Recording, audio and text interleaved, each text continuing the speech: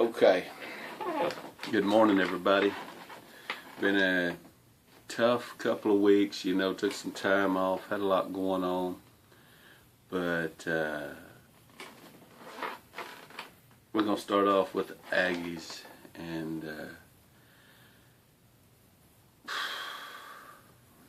on a positive note, they did put Starkley back in there.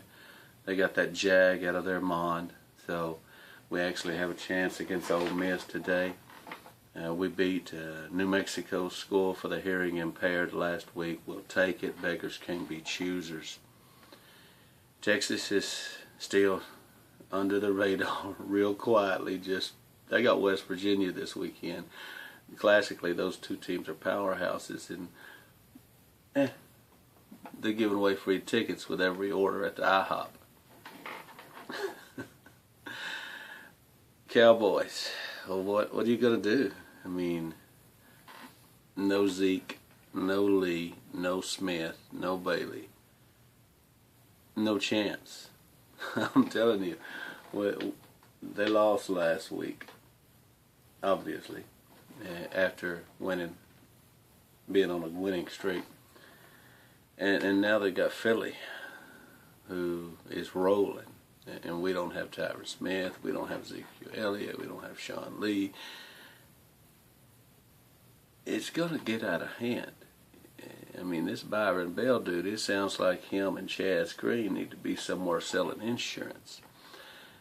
I could put my aunts, any one of my aunts out there at left tackle, and they would be as adequate as Chaz Green. He was trash. If you're out there, Chaz, they should physically force you to shave your beard.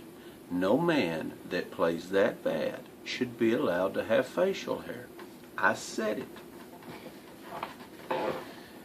The Mavs. The good thing about the Mavs is Marvin Bagley Jr. is coming to town next year because we suck. I mean, it's bad. I've tried to watch a couple of games, and yeah, we stink. A positive note, the ball kids have stopped stealing. I don't know if they have or not, but they're back in the United States after that international incident. I tell you what, that Lorenzo Ball, whatever his name is, he's done a real bang-up job in the media at promoting his kids, pimping his kids. I'm really impressed too with Joel Embiid. He hasn't played that many games the past couple of years because of injury, but he has far exceeded anything I thought he would do. I mean, he's been a man. He's dominating teams. So if he stays healthy, I mean, he's putting up numbers that are MVP numbers. College basketball, my Big Blue is number one. Duke. Saw him play a real good game against Michigan State. Back and forth, a couple of heavyweights throwing good punches. I think Duke and Michigan State are going to be there all year. They look like good heavyweight boxers. And I'm looking forward to it. It should be a good year. There's a lot of great players that, not necessarily seniors, but speaking of seniors, I was also impressed that with all the one and dones and everything that's going on, the biggest weekend that was turned in and the best weekend on national TV was by a senior. I mean, Duke rolled him out there, and he tuned him up for 37 points. I mean, and I felt so good for the kid because after last year and what he'd been through, he'd turned into public enemy number one.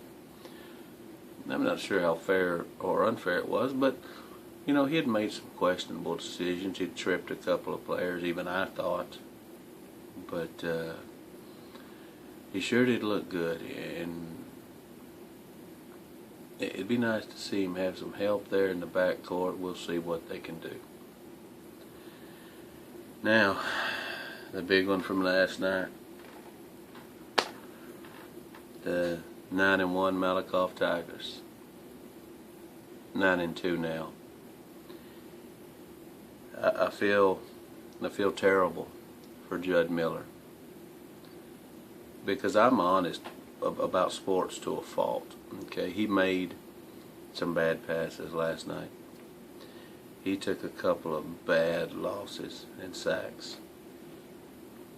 But that kid played hard. I mean, he gave everything he had. You could see he was limping at the end. He was really, really still giving it everything, and I was proud of him. He showed up when it was required to give what you had. And Judd could raise his hand and say, "I did." I was proud of him.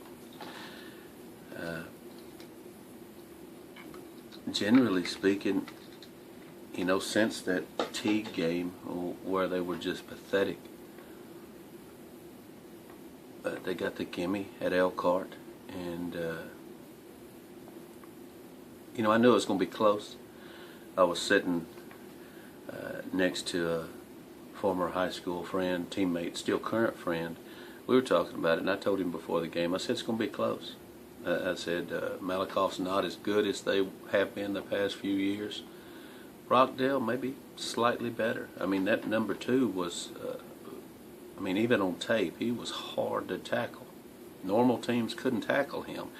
And man, did he run all over us last night. It was like they dipped him in baby oil and said, "Here, go get him."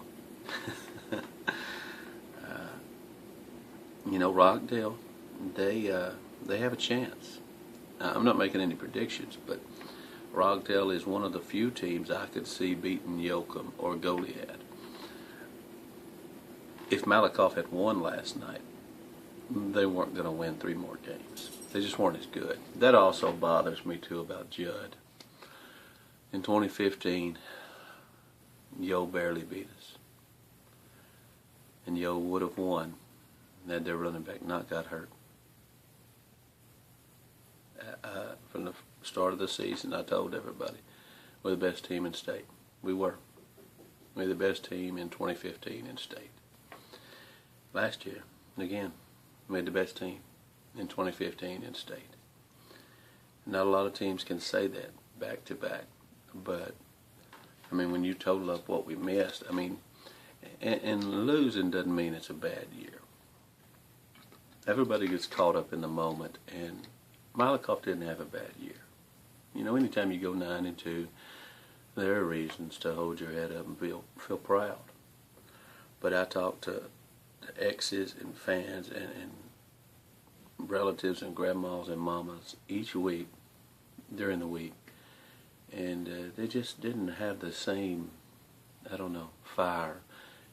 And when you start to think about losing Overton and Russell and QT and the guys that they did, and a guy they missed terribly that nobody talked about was Little Patton. They lost Cooper Bush.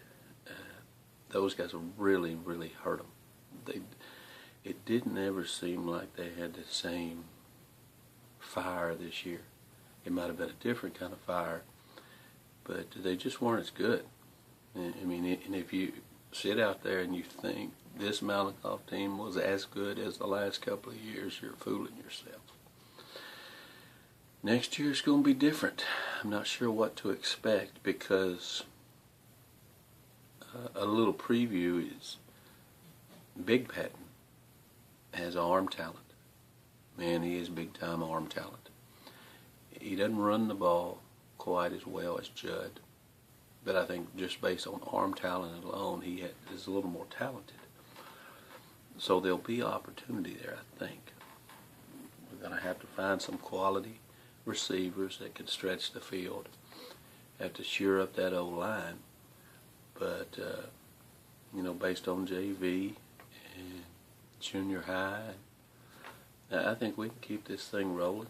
If we don't do nothing else next year, we got to beat the hell out of Teague. I can't stand none of them people.